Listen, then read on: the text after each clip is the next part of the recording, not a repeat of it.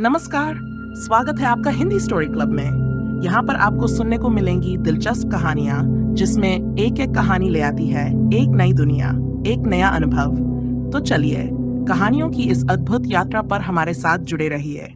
आइए कहानी शुरू करते हैं।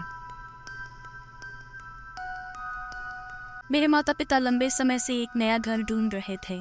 वो चाहते थे कि घर मेरे स्कूल और पापा के ऑफिस के करीब हो। बहुत खोज के बाद पापा को एक ऐसा घर मिला जो देखने में भी सुंदर था और स्कूल के पास भी था। लेकिन उस घर के पीछे एक पुराना टूटा फूटा और सुनसान घर था जो बुरी तरह से छोड़ दिया गया था। वो घर मुझे बहुत अजीब और भूतिया लग रहा था। पहली नज़र में ही वो घर मुझे असहज कर गया। मेरी नई घर की खिड़की से वो पुराना घर साफ दिखता था। मैंने मम्मी से कहा, मम्मी, पापा ने कोई और घर क्यों नहीं ढूंढा? मुझे ये कमरा अच्छा नहीं लग रहा। माँ ने गहरी सांस लेते हुए कहा, एनी, तुम्हारे पापा ने बहुत मेहनत की है ये घर ढूंढने में। ऐसे ही मत डरो। कमरा अपनी पसंद से सजा लो और अपने दिमाग से ये सब आलतू बातें निकाल दो। मैं जानती थी कि मुझे उस कमरे से कोई नहीं हटा सकता। मजबूरी में मुझे वहीं रहना पड़ा। कुछ दिनों बाद मैं अपने नए कमरे में थोड़ी आरामदायक हो गई। लेकिन फिर एक रात कुछ अजीब हुआ। रात के करीब 9 बजे जब मैं सोने के लिए बिस्तर पर लेटी थी तो मेरी नज़र खिड़की की ओर गई। उस पुराने घर की ऊपरी मंजिल की खिड़की में मुझे एक परछाई दिखी जो मेरी ओर देख रही थी। मैंने अपनी आंखें मली और फिर से देखा। वो छाया अब भी वही थी, मुझे घूर रही थी। मैंने डरते हुए मम्मी को बुलाया, मम्मी, दरवाज़ा खोलो, मम्मी, जल्दी आओ। माँ दौड़ती हुई आई और घबराते हुए पूछा, क्या हुआ एनी? इतनी रात को क्यों चिल्ला रही हो? मैंने कांपते हुए कहा, मम्मी, उस पुराने घर की खिड़की में कोई खड़ा है, मुझे देख रहा है। माँ ने खिड़की से बाहर झांका, लेकिन वहाँ कुछ भी नहीं था। कहा, यहाँ तो कोई नहीं है। रात में तुम्हारी आंखों को धोखा हो सकता है एनी। मैंने हट करते हुए कहा, नहीं मम्मी, मैंने उसे देखा था। माँ ने मुझे समझाते हुए कहा, तुम बहुत ज्यादा हॉरर फिल्में देखती हो। ये सब तुम्हारी कल्पना है। अब सो जाओ, सुबह स्कूल जाना है। मैंने खुद को शांत करने की कोशिश की, लेकिन उस रात मुझे नींद नहीं आई। मेरे दिमाग में बार बार वो खौफनाक दृश्य घूमता रहा। अगली रात मैंने सोने से पहले खिड़की से बाहर देखा। उस पुराने घर की खिड़की में फिर से वही छाया मुझे दिखी। इस बार मैंने मम्मी को बुलाने की बजाय उसे कुछ देर तक वो छाया कुछ देर तक स्थिर रही, फिर धीरे धीरे गायब हो गई। मैं पूरी तरह से स्तब्ध रह गई। मैंने अपने आप से कहा कि हो सकता है कि ये मेरी कल्पना हो, लेकिन दिल के किसी कोने में एक अजीब सा डर बैठ गया। अगले कुछ दिन इसी तरह बीत गए। हर रात 9 बजे के करीब वही छाया खिड़की में दिखाई देती और मुझे घूरने लगती और फिर धीरे धीरे गायब हो जाती। अब मुझे यकीन हो चला था कि कुछ तो गड़बड़ है, लेकिन मैंने इस बारे में किसी को कुछ नहीं बताया। शायद माँ सही कह रही थी कि ये मेरी कल्पना मात्र है। एक रात मैंने ठान लिया कि मैं इस रहस्य का पता लगाकर ही रहूंगी। मैं जानना चाहती थी कि वो छाया कौन है। मैंने एक टॉर्च उठाई और अपने कमरे से निकलकर सीधे उस पुराने घर की ओर चल पड़ी। जब मैं उस घर के करीब पहुंची तो दिल की धड़कनें तेज हो गईं। घर बिल्कुल अंधेरे में डूबा हुआ था। मैंने हिम्मत जुटाई और घर के अंदर कदम रखा।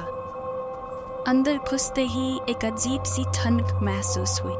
हर तरफ धूल की मोटी परत जमी हुई थी और घर में गहरा सन्नाटा पसरा हुआ था। मैंने धीरे धीरे सीढ़ियों की ओर कदम बढ़ाया। जैसे ही मैं ऊपर पहुंची, एक दरवाजा थोड़ा सा खुला हुआ दिखाई दिया।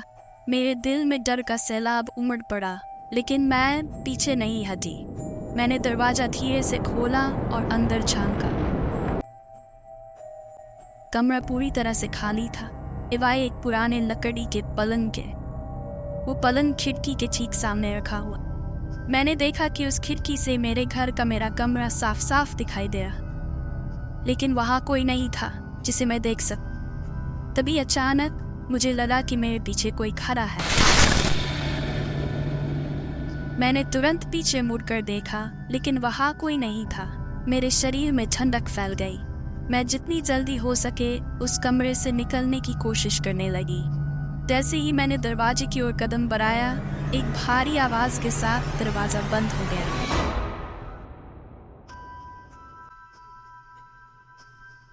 मैं अंदर फंसी रह गई। मैंने दरवाजे को खोलने की कोशिश की, लेकिन वो हिला तक नहीं। अब मेरे डर की सीमा नहीं रही। मैंने जोर जोर से दरवाज़ा पीटना शुरू कर दिया, लेकिन कोई फ़ायदा नहीं हुआ। तभी अचानक एक हल्की सी आवाज़ मेरे कानों में पड़ी, जैसे कोई धीमी आवाज़ में कुछ बड़बड़ा रहा हो। मैंने चारों ओर देखा, लेकिन कुछ दिखाई नहीं दिया। वो आवाज़ अब और भी स्पष्ट हो गई थी, जैसे कोई मेरे बहुत करीब से बोल रहा हो। तुमने मेरे घर में कदम रखा है, अब तुम यहाँ से बाहर नहीं जा सकती। मुझे ऐसा लगा जैसे मेरे पैरों तले जमीन खिसक गई हो। वो आवाज इतनी भयानक थी कि मेरे रोंगटे खड़े हो गए। मैंने अपने आप को संभालने की कोशिश की और जोर से कहा, अनु, तुम क्या चाहते हो मुझसे? लेकिन कोई जवाब नहीं आया। सिर्फ एक गहरी भयानक हंसी गूंजी, जिसने मेरे डर को और बढ़ा दिया। मैंने फिर से दरवाजा खोलने की कोशिश की, लेकिन वो टस से मस नहीं हुआ। अब मुझे लग रहा था कि मैंने एक बहुत बड़ी गलती कर दी है। मैंने दरवाजे के पास ही बैठकर अपने आप को शांत करने की कोशिश की, लेकिन तभी अचानक कमरे की खिड़की पर जोर से धमाका हुआ। मैंने देखा कि खिड़की अपने आप खुल गई थी और बाहर से ठंडी हवा का झोंका अंदर आ रहा था। मैंने हिम्मत करके खिड़की से बाहर देखा, और जो मैंने देखा उसे मेरी आत्मा तक को झकझोर दिया। वहां नीचे सड़क पर मेरे खुद के घर के सामने मेरी एक परछाई खड़ी थी। वो मेरी ही तरह दिख रही थी, लेकिन उसकी आंखों में कोई चमक नहीं थी। वो धीरे धीरे मेरे घर की ओर बढ़ रही थी। मुझे समझ में नहीं आ रहा था कि ये सब क्या हो रहा है। क्या मैं यहाँ फंसी हुई हूँ और मेरी कोई और प्रतिकृति मेरे घर जा रही है? मेरा दिमाग भ्रमित हो चुका। मैं चिल्लाने लगी, ये नहीं हो सकता, लेकिन मेरी आवाज सुनने वाला कोई नहीं था। मैंने खिड़की से नीचे देखा तो वो परछाई अब मेरे घर के अंदर जा चुकी। मुझे अब लगने लगा था कि मैं इस जगह से कभी बाहर नहीं निकल पाऊं। मैंने अपनी आखिरी कोशिश की और खिड़की से बाहर कूदने की सोची, लेकिन जैसे ही मैंने खिड़की के पास कदम रखा, मैंने महसूस किया कि मेरी टांगें जड़ हो गई हैं। मैं हिल भी नहीं पा रही थी। अब मुझे ऐसा महसूस हो रहा था कि वो घर मुझे निगल रहा है। मैंने आंखें बंद कर ली और प्रार्थना करने लगी। तभी एक तेज रोशनी मेरे सामने आई। इसने मुझे पूरी तरह से घेर लिया। जब मैंने अपनी आंखें खोली तो मैं अपने कमरे में थी। मेरी चारपाई पर लेटी हुई थी और सब कुछ सामान्य लग रहा। मैंने सोचा कि शायद ये सब एक भयानक सपना था, लेकिन तभी मैंने देखा कि मेरे कमरे की खिड़की से वही पुराना घर साफ दिखाई दे रहा।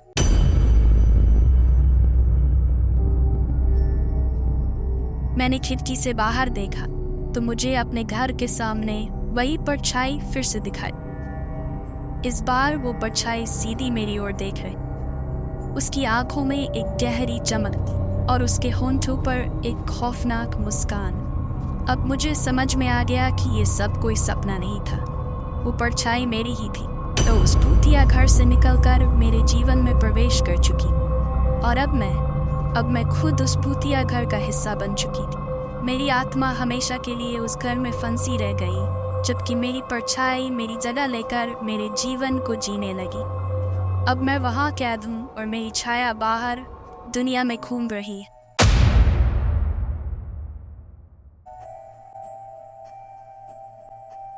कभी कभी लोग मुझे अपने घर की खिड़की में देखते हैं, लेकिन वो नहीं जानते कि वो मैं नहीं, बल्कि मेरी आत्मा की परछाई है जो अब उस घर का हिस्सा बन चुकी। और इस तरह मैंने खुद को खो दिया। मेरी पहचान खत्म हो चुकी। अब मैं सिर्फ एक भूतिया छाया हूँ जो उस घर में हमेशा के लिए कैद है।